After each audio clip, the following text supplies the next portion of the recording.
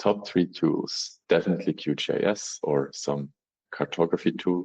That's foundational. Then I would say Blender or some 3D tool is becoming more and more important. That's something that's growing and where we see that people really enjoy exploring something in 3D. Last spring in Switzerland, a mountain came down. There we had really good data and we could show how it looked before and after, the size and magnitude of the event. We could do that in 3D and that was just amazing. It has a different impact if you can kind of fly around in these mountains. So hi everyone, welcome to another episode of Secrets of the Viz. Today I have the honor of inviting Jonas, who's here to talk about a very interesting topic on the differences between visual journalism and written journalism and how we can learn from one another. So over to you, Jonas, to give a little intro about yourself. Hi, Louis. It's great to be here. Thank you for inviting me. I'm a visual journalist at one of the greater daily newspapers in Switzerland. It has been rather old-fashioned, and we are trying to make it a bit more visual, which is very interesting. So in your experience, have you seen a huge trend of written journalism being overtaken by visual journalism, or the bulk of journalism is still written? Yeah, it's not like visual journalism is displacing written journalism because there are pieces who are just much better as text. I don't think everything needs to be visual journalism, but I see still a lot of potential where I read texts and like what chart or what image I would have liked to see, which isn't in the text, or where people describe something. And I wonder, why didn't we just show that? So what are the types of topics that you think would work better as a visual piece rather than a written one? That's a good question. Like there are different types. For example, like in my article, I wrote about a Gaza piece. And in that case, you very often want to see what it looks like because it's so different from most people's reality. You can do a very good text and describe it, but the image or the map has a much stronger impact. And then where you have a lot of interrelated pieces that are hard to track just in your head. So like this kind of overview thing where you want to see in one image what are the pieces, who is involved, and so on and so forth. And naturally, I still sometimes see articles listing number after number where I just want like, this should have been a chart. So in your article, it talks mostly about the differences between visual journalism and written journalism. Can you walk us through a typical project for a visual piece? There's the typical project and ideal project. I will try to walk through the ideal project because the reality is more messy than that. But one of the first steps is to talk together like a visual journalist and an editor. They know a lot, and we try to find out if there is visual potential, we call it. Is there something that I would like to see rather than just read about it? At that point, we can decide, no, there is not enough visual potential and we don't need to force a visual article. But yeah, when we see the potential, we start to do sketches and then we discuss like the narrative structure. And from there, when you know what the structure should be, we have another round of research, because typically you need a lot of information to actually produce these visuals. So when you want to do a map, you need to have all the data to show on the map, or sometimes you imagine that you could show some kind of visualization, but you realize that the data doesn't really fit your idea. Sometimes even when you start to work on the visuals, you realize that what you thought is true is not actually the case. So the story changes, can also happen, which is sometimes a surprise. We try to fix on the storyline. Very important part I've learned over the years is when you have a very visual piece, people are not used to this type of writing. In journalism, there are different forms of text. And I think visual stories are their own kind of text, where the writing is more like you lead the people towards the visuals and prepare them. You have to have in mind what they're going to see and what they need to have as a context so they understand what they see. I think you pointed out a very interesting point about the differences between the text in a visual story versus a written one. Because to your point, written stories are more worthy, where they literally try to paint the picture within your mind itself.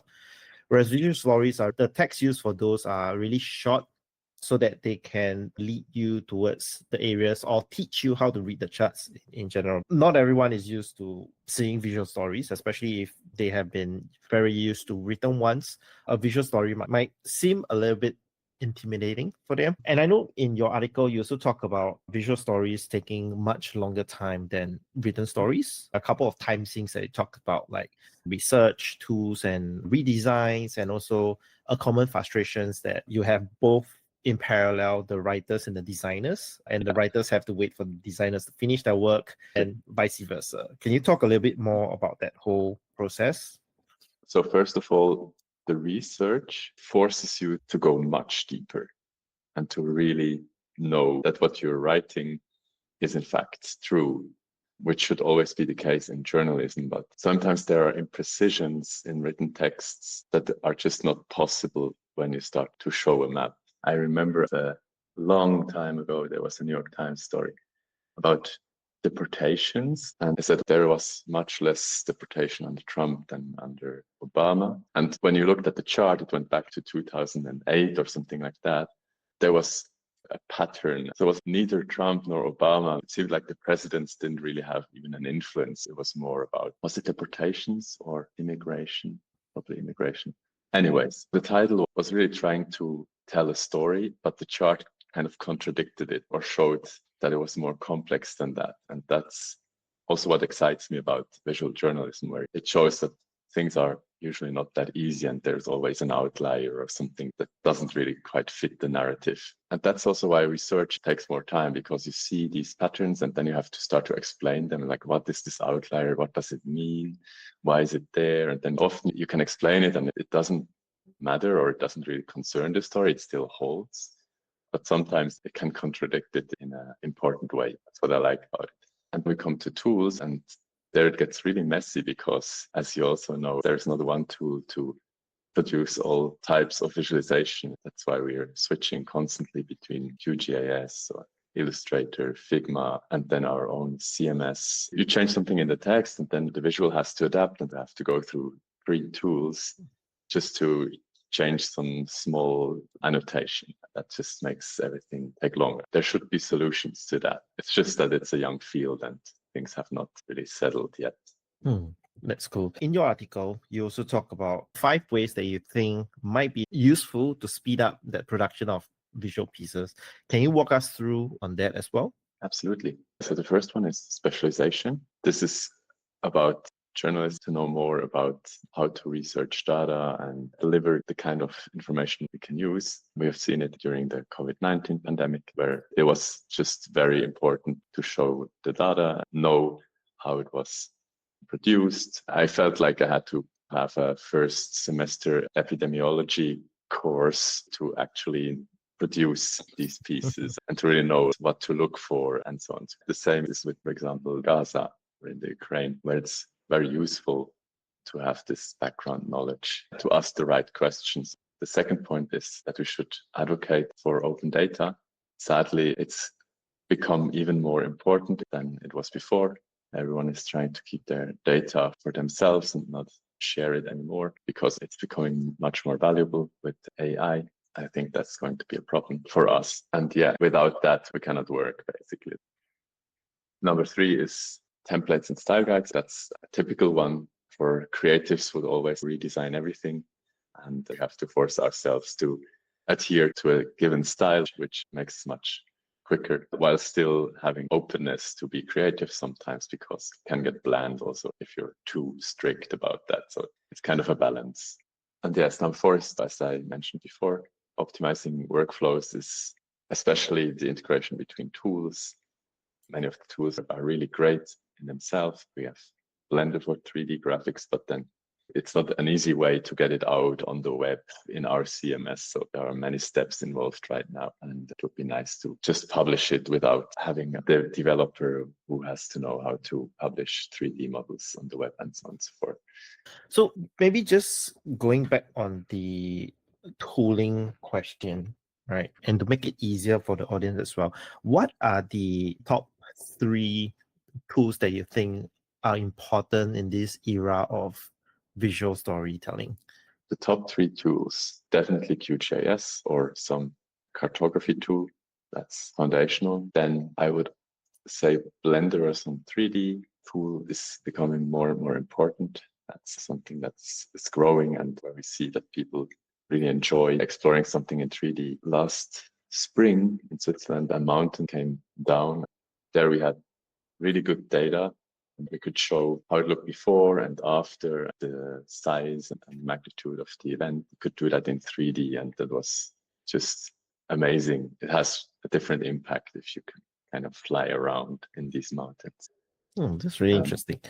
Is that one of your favorite articles to date? Or do you have a couple of favorites that you always go back to that are so well designed as a visual story? I think, interestingly, I would say the design cannot save a story that is not really visual. So I talked about visual potential. If you have a story that actually hasn't visual potential, it can have the best designer and maybe it will look nice, but it will not be that interesting story. And you should rather have done a text. It's not about the designer, but more about identifying the right stories to show visually. I think data visualization generally is very abstract. People struggle with that. And I have one story that I still like a lot about solar panels. The Swiss government, they have this plan that on how much solar energy they would like to have available in the energy mix by 2050.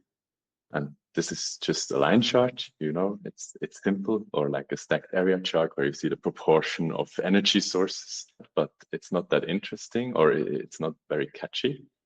And I was wondering, like, how would the city look like when you have to build all these solar panels by 2050? And so we actually had a model of a city and we calculated where would you put the solar panels on these roofs and so on and so forth. And we showed it over the years how they fill up with solar panels. And it also has a different impact compared to just showing the line chart. I very much enjoy these kind of stories where you get concrete again from the abstract. So that's really cool. Thank you so much for sharing your expertise on the whole visual story. I hope that in years to come, especially with the development of AI, we can simplify some of the steps in terms of research. I think it might be able to simplify some of the processes that are bugging the initial phase of getting that story together between the writers and the designers. And I'm excited to see where the future goes for visual story. Is there anything that you are currently working on, like your next big project or things that you're looking into now? Yeah, what you mentioned is really interesting because now under time pressure, we just produce the first idea we have often. And if you can explore more ideas thanks to AI, that would be amazing and just kind of see what works and what doesn't work. I also think we can elevate the charts or the visuals we produce. For example, we're working with the university right now on how we could produce alt texts for our visualizations to help with impaired vision. Right now, when they land on a visual story, it's really not helpful for them. And it's pretty hard to write these texts, and we don't have time really to do that, which is a shame. So I'm excited to use AI like that, where you can augment the work we do. That's very cool. So it's been really great chatting with you, Jonas, on your whole process about visual stories and written stories. Thank you again for sharing your expertise on this. I hope everyone learned something from this, and we'll see everyone at the next episode. Thank you. Thank you.